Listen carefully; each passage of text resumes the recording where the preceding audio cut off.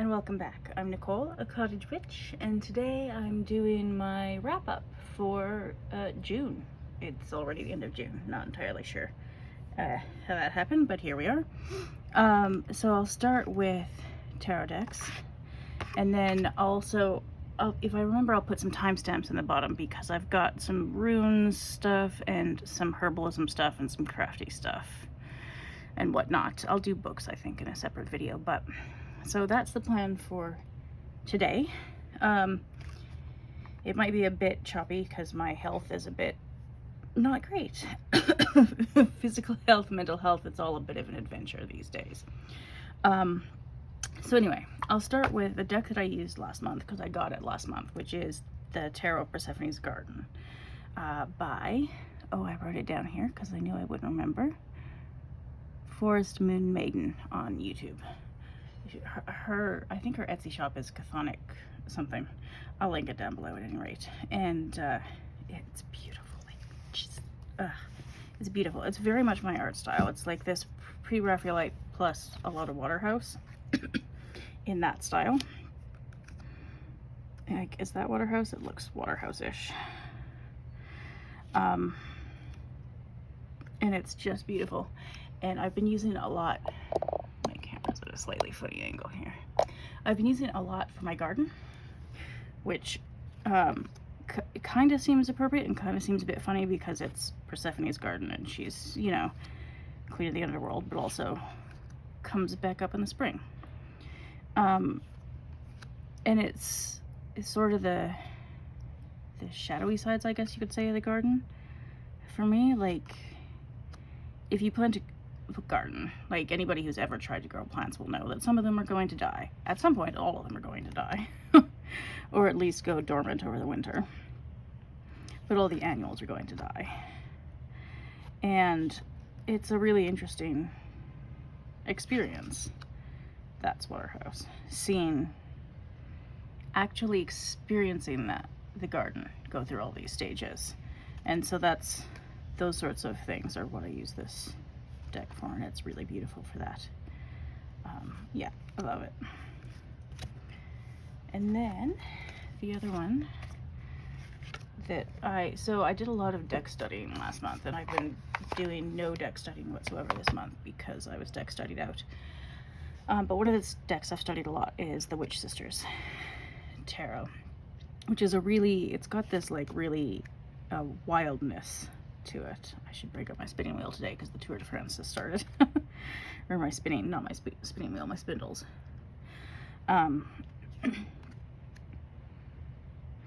But yeah, there's a wildness to it, and it's very it's become my sort of spirit flight deck, going on those sorts of journeys. Like, that's just beautiful. So I've been using it a lot for that, and it's amazing, and I love it. And it's very, I don't know, it's in its element for that sort of thing. And the sword suit in particular is very spirit flighty. It's less, that suit is, I think, the least Rider-Waite-Smith to me, and veers more in the direction excuse me, of hedge riding or journeying or whatever you want to call it.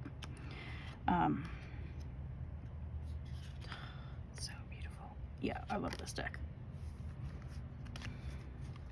And then, so I haven't used a lot of decks in combination.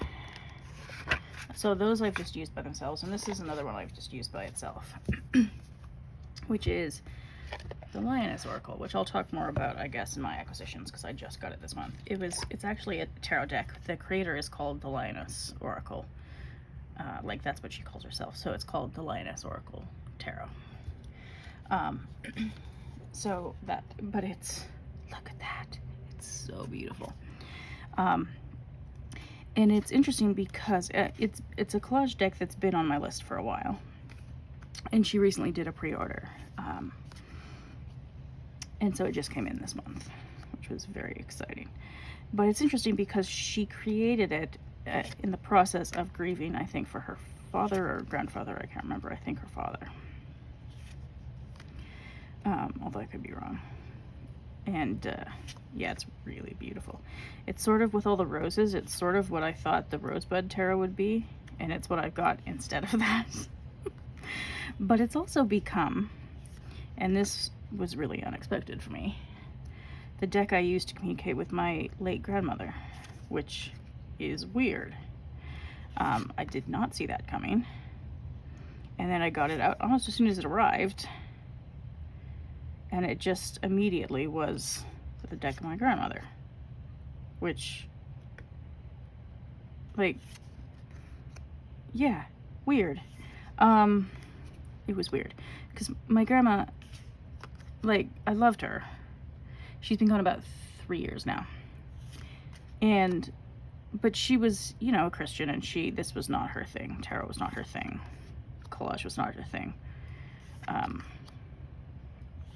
as far as I know. But I mean, hoarding was her. She had difficulty with that, so she had a lot of stuff around. But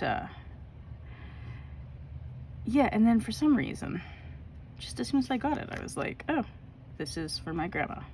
Okay, weird, but I'll roll with it. So I couldn't really explain that to you if my life depended on it.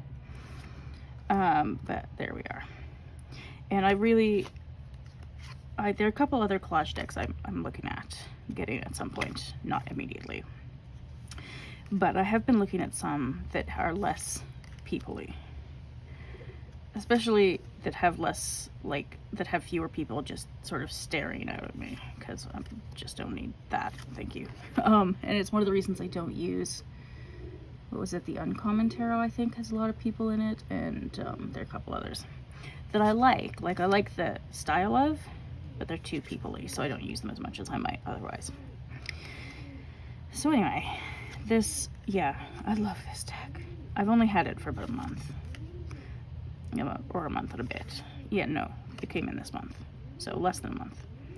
And it's already one of my favorites. Also, it feels amazing. It's like buttery. It's not lit in, so it doesn't have that crosshatch sort of pattern. It's very smooth, but it's really nice. And it's gilded, but it's not the painful kind of gilding. It's, yeah, just this soft gold. It's, yeah, love it. So those are sort of the 3 main decks I used this month, the primary ones. But then I did do a little bit of just sort of mucking about with 3 other ones. And these ones I did kind of use in combination, which is weird because I would not expect any of them to go together, but they kind of do. So I've got the Noble Moon Tarot here. I've got the Sweet Twilight and the Weird of Sarah Howard, which is an oracle deck and one of my favorites. It's so cute. Also, it's a plain card deck if you were so inclined, and yeah, it's beautiful and very summery. Yeah, I like it. And yeah, bizarrely, these would speak to each other quite well. I only use them together for a couple of weeks out of the month, so not like the whole time.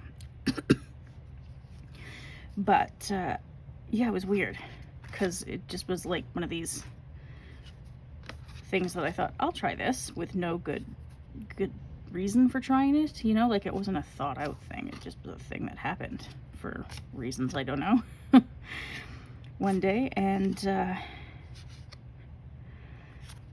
yeah, it's very strange, but they talk to each other surprisingly well. And so I've been really enjoying this, and they're very, like, they work for summer for me. The Noble Moon is maybe less summery than the other ones, but, and this actually usually I pull out in the fall.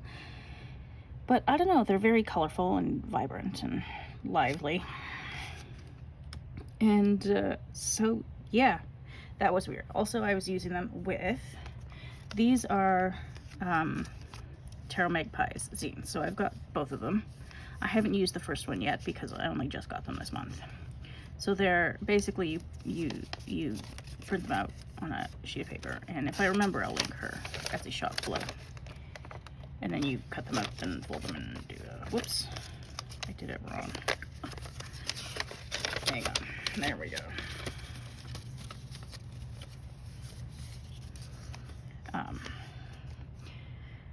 I'm not very coordinated, so it took me a second to put it together properly again. But they're just super cute. And they're only a few dollars, and you can print them out. I did print them out on the wrong layout. Like I think you're supposed to do landscape, and I did portrait just because that was the default. So they're tiny. Like, I think they're supposed to be a bit bigger, but you can still read them when they're this tiny. Like, it's totally legible, and they're cute. So yeah,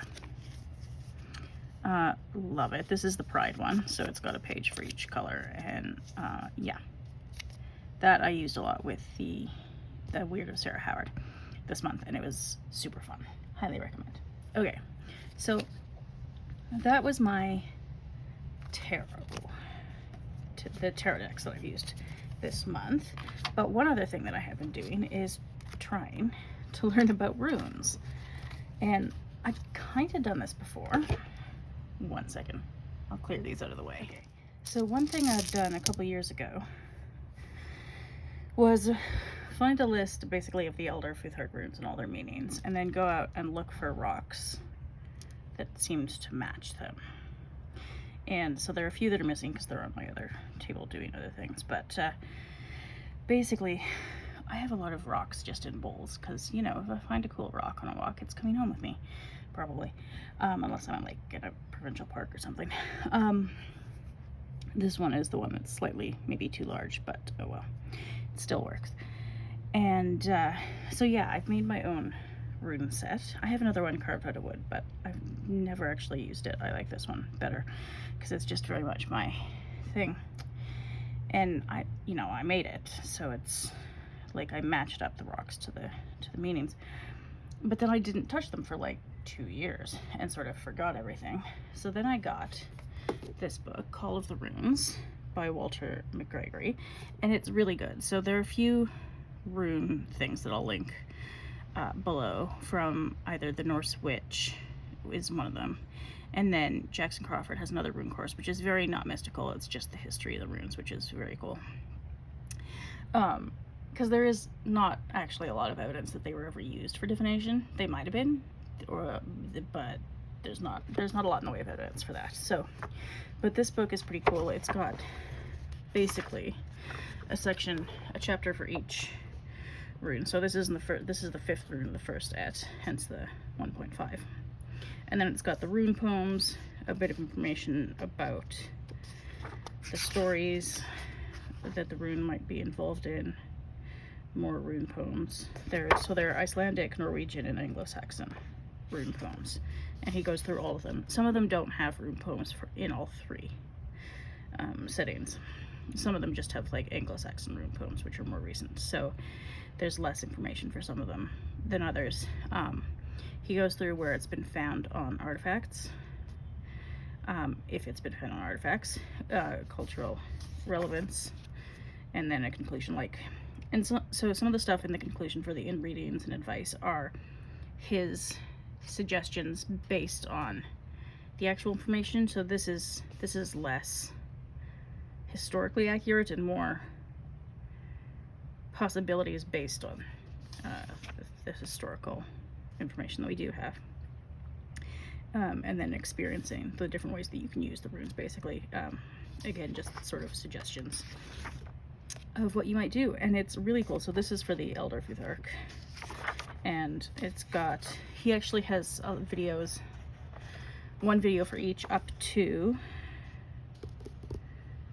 Algies, I think. So hopefully he'll continue to make the rest of them. So if you don't want to read the book and you just want to watch videos instead, he's got YouTube videos for the first almost 2/3, not quite. So that's a really good book. I really like that one, and he seems also to focus mainly on the historically accurate meanings rather than the sort of new agey stuff, which is pretty cool. I mean, you can read into them whatever you want. People do that with tarot too. Like, it didn't start out as divination, right? And people use it that way, myself included. So, you know, use them however you like. But I do like having the actual historical information. And then the other thing I did, so this is sort of veering into the crafting territory now, is I made collage cards for each one. So this is, now I always get these two mixed up. Where did it go? I just had it 2 seconds ago. This one. This is this one. So I put them on the back. This is Feihu. Yeah, Feihu. And then some of the jot notes for what I got out of the books and the videos and some of these other series from Norse Witch and Jackson Crawford. And so then I'd take a picture, and I'll maybe insert a couple pictures here, but I took pictures of each of these with the rune on it, and I'll get them printed out one of these days. But I'm working on a herbalism deck revamp as well, so I want to, if I'm going to print them from make playing cards, I'll do them both at the same time because shipping is fun.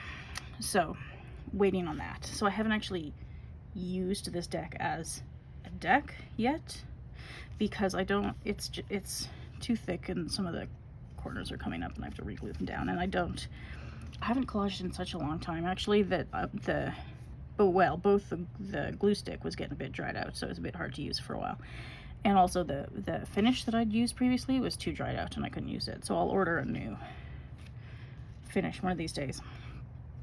So I wouldn't want to like try and shuffle this or anything because the edges would all come up and it would crack and it would be like not good. So this is Uruz, which is on my other shelf. Thurisaz, which is this one. So yeah, I'd just do that and take a picture of it. It was a really fun project, and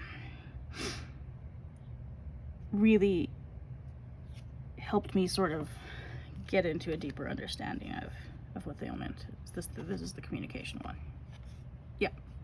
And so this is also on my other shelf at the moment. Yeah, and like this is, if I were to try and shuffle this, that would come off altogether.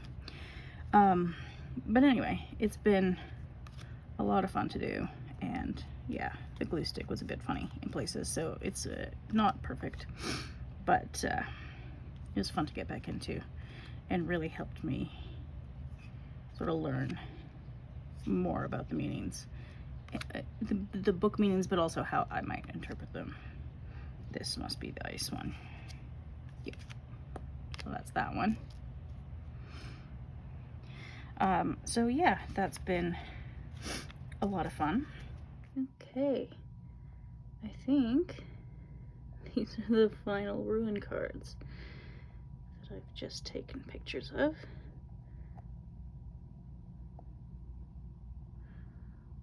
Blue, ordered in the 3/8, and then this one is the backing that has little bits of everything, not everything, a lot of them, plus a weaving for the web of weird in the middle. Whoops.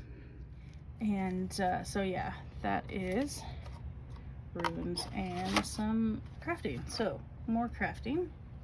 I just had it. Where did I put it? Oh, here it is. I started doing cross stitch again. I used to do it a little bit, and by a little bit I mean a very little bit. But basically this is, I've made a couple mistakes in it so far, but it's supposed to look like this in the end. It's on this little like hanger thing, and you hang it up and put it on a wall or whatever you want to do. It's very fall, but I'm working on it in the summer. Anyway, because it's cute. Like, look at that little owl. So cute. And so yeah, I've got everything organized here. And this, when I do the outline of everything, I'll have to fudge the cheek here because I made it one cheek too big. These were supposed to be green, and I haven't decided yet if I'm going to redo that row or not yet. We'll see. But yeah, it's coming together. I've got a little owl, which is mostly done. The house is mostly done. So then next I'll do probably the leaves and the mushrooms and then everything around it. Because this will be easier to do once all the leaves are done and I don't have to count as much. My problem with this little section was I miscounted and then got off by one row somehow. Still not sure how I managed that, but I did somehow. So when I do the black outline, I'll just fake it a little bit and hopefully it'll look fine. He might be a quirky looking owl, but you know, whatever. Is that all my crafting? Okay, so that's all my crafting with crafty things, but I have done some wild crafting with herbalism things. So one of the other things that I've done a lot of this month is herbalism, foraging, that sort of thing, making money oil. So one of the things I made, and I'd put this in a previous video because I started it about a month ago, is spruce tip syrup, which is just about ready to be strained. And I think I'll probably have to like simmer it for a bit because some of the sugar is not entirely dissolved, and it'll probably make it easier to strain as well if I do that. So I'll do that this afternoon if it doesn't get too hot out. This spruce cone syrup I had to throw out because it got mold on the top. I guess I probably didn't put enough sugar to cover the spruce tips, or the spruce cones.